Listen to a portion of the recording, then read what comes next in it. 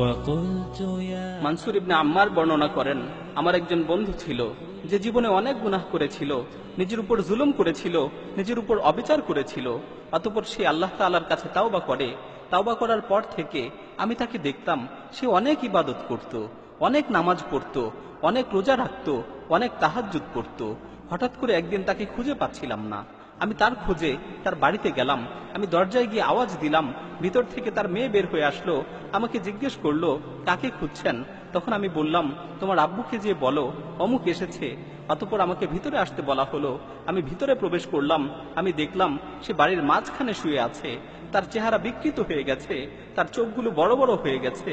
তখন আমি তার এই অবস্থা দেখে বললাম, হে আমার ভাই, আমার ভয় হচ্ছে। হে আমার ভাই, তোমার এই অবস্থা দেখে আমার ভয় হচ্ছে। তুমি বেশি বেশি করে লা ইলাহা ইল্লাল্লাহ বলতে থাকো। এ কথা শুনে সে অনেক কষ্ট করে আমার দিকে তাকালো, অতঃপর বেহুশ হয়ে গেল। যখন তার হুঁশ ফিরে আসলো, আমি তাকে দ্বিতীয়বার আবারও বললাম, হে ভাই, বেশি বেশি করে লা ইলাহা ইল্লাল্লাহ বলতে থাকো। সে আবারও বেহুশ হয়ে গেল। যখন তার হুঁশ ফিরে আসলো, আমি তৃতীয়বার আবারও বললাম, হে ভাই, বেশি বেশি করে লা ইলাহা ইল্লাল্লাহ বলতে থাকো।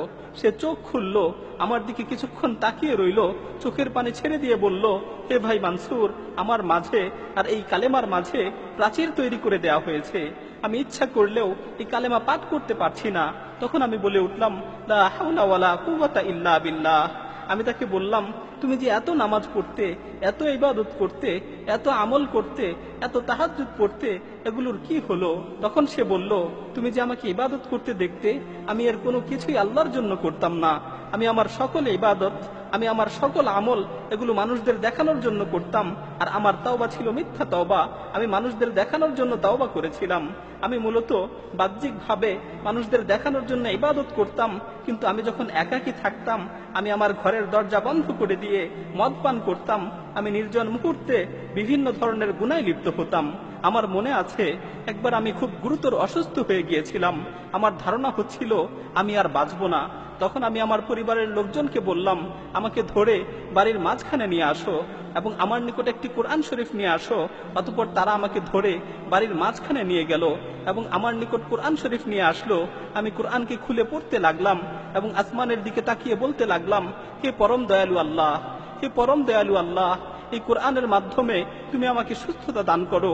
আমি তোমার সাথে ওয়াদা করছি, আমি তোমার সাথে প্রতিজ্ঞাবদ্ধ হচ্ছি, আমি আর কোনোদিন গুনাহ করব না, আমি আর কোনোদিন গুনার দিকে পা বাড়াবো না।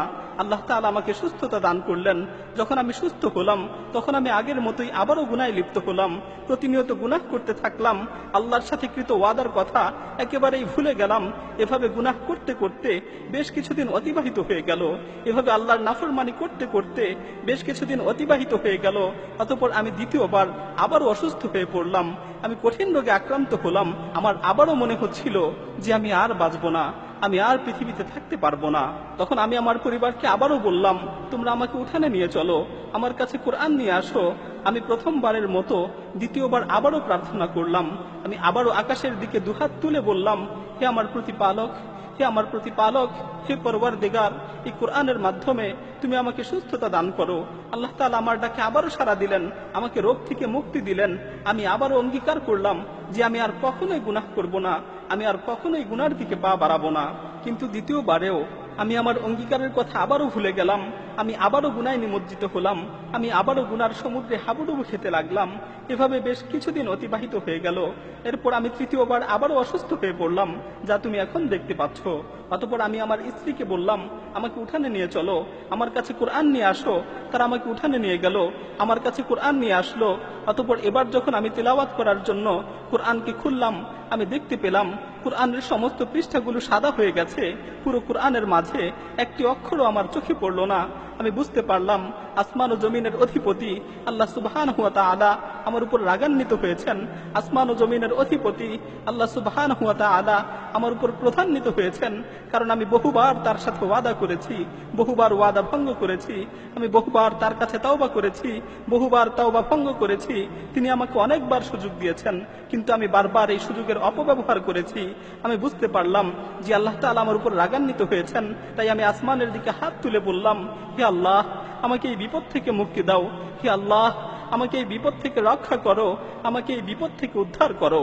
আমি যখন এই কথাগুলো শেষ করলাম, আমি শুনতে পেলাম কেমন যেন আসমান থেকে আমাকে লক্ষ্য করে বলা হচ্ছে, তুমি যখন বিপদে পড়ো তখনই আমার কাছে আসো, আর যখন বিপদ শেষ হয়ে যায় তখন আবারও গুনায় লিপ্ত হও।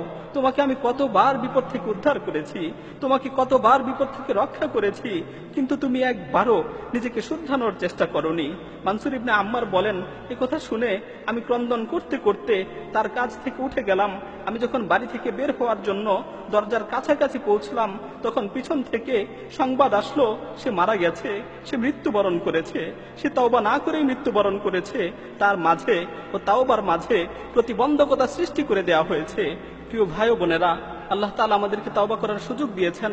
আল্লাহ তাআলা আমাদের ডাক দিয়ে বলছেন, ইয়া আইয়ুহাল্লাযীনা আমানু তুবু ইলাল্লাহি তাওবাতান নাসুহা আসা রাব্বুকুম আন ইউকাফফিরা আনকুম সাইয়্যাতিকুম ওয়া ইউদখিলাকুম জান্নাতিন তাজরি মিন তাহতিহাল আনহার।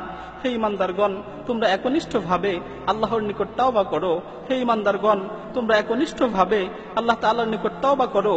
আল্লাহ তাআলা অবশ্যই তোমাদের গুনাহগুলোকে ক্ষমা করে দিবেন এবং তোমাদেরকে জান্নাতে প্রবেশ করাবেন, যার তলদেশ দিয়ে নহরসমূহ প্রবাহিত হয়।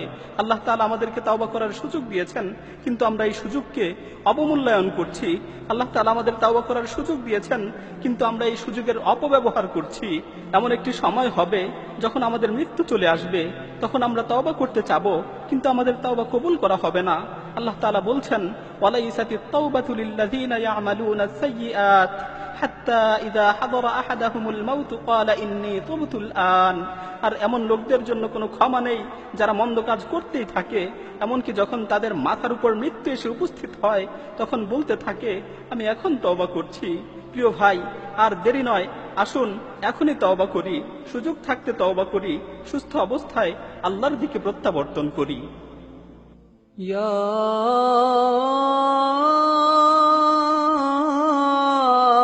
أيها الذين آمنوا يا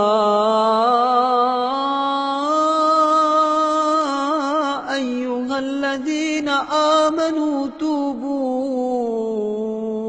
إلى الله توبة نصوحا عسى ربكم أن يكفر عنكم سيئاتكم ويدخلكم